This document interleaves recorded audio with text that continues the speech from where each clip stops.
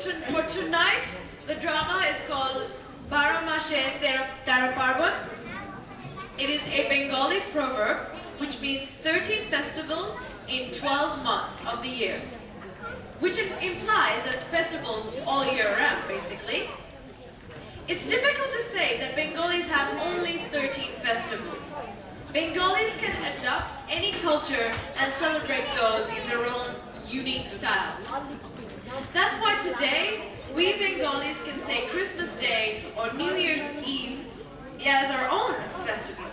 So if you're miles away from home, that is the right place to get rid of your boredom and enjoy tonight's Bara Mashe Tera Parban.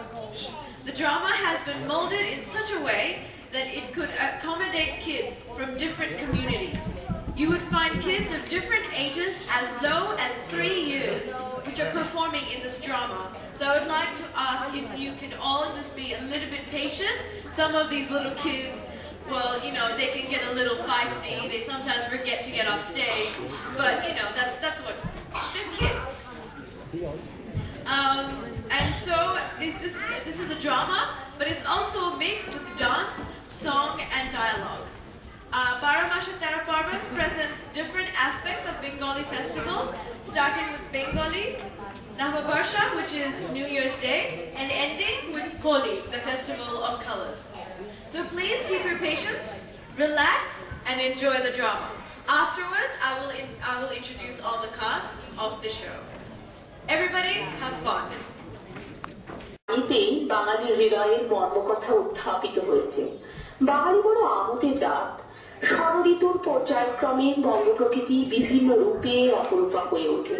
আর তার সেই রূপ পরিবর্তনের সঙ্গে সঙ্গতি রেখে বাঙালিও প্রাণরসে সিক্ত হয়ে নিত্য নব উৎসব রচনায় উল্লসিত হয়ে ওঠে। কখনো ধর্মীয় কিংবা সামাজিক উৎসব, কখনো পারিবারিক কিংবা ঋতু উৎসব, আবার কোনো মাসে জাতীয় উৎসব। কত বৈচিত্র্যময় আচার আচরণ, পুজো পদ্ধতি, আত্মীয়তার বন্ধন, পারিবারিক মিলন উৎসব, সর্বোপরি নতুন বস্ত্রে সুসজ্জিত বাঙালিকে না দেখলে বোঝা যাবে না এদের উৎসবের বহর কতটা। তাই 12 মাসে 13 পার্বণ বললেও পার্বণের সংখ্যা কিন্তু অনেক বেশি।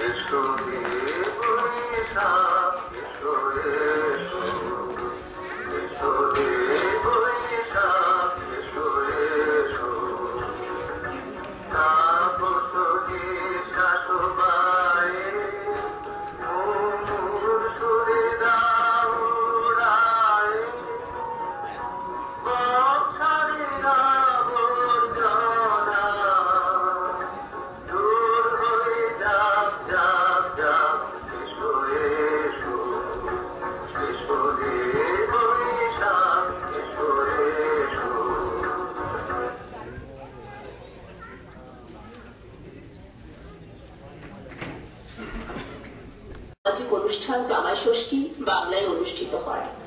নামকরণে স্পষ্ট এই অনুষ্ঠান জামাইদের নিয়ে। মূলত শাশুড়ি ঠাকুরের ভূমিকা এখানে প্রধান। নববস্ত্র এবং সুখাদ্য পরিবেশনের মাধ্যমে জামাই বাবাজিকে তৃপ্তিদানই এই অনুষ্ঠানের উদ্দেশ্য। জামাই ষষ্ঠীর দাপটে এই দিন বাজার হয়েছে অগ্নিমূল্য, বিশেষ করে মাছের বাজার। মাছের 4-5টা পদ এবং নানা রকম মিষ্টান্ন জামাইকে খাওয়াতে না পারলে শাশুড়ির নাকি মান থাকে না। অবশ্য নিন্দুকেরা বলেন জামাই বাবা জীবনকে সুশোষণের একমাত্র পথ হলো এই জামাই ষষ্ঠী। হালে তাই কন্যা ষষ্ঠীর দাবি উঠছে মেয়েদের তরফ থেকে, এবং অবশ্যই তা হবে শাশুড়ির পয়সায়। তা বিতর্ক যাই হোক না কেন, ওই দিন জামাই ষষ্ঠী হলেও অন্যান্যরাও আমোদ আহ্লাদ এবং আহার থেকে বঞ্চিত হয় না। সুবস্ত্রে সুসজ্জিত হয়ে জামাই বাবা জীবনকে বেশ রোমান্টিক লাগে। তা জামাই বাবাজির বয়স যাই হোক না কেন।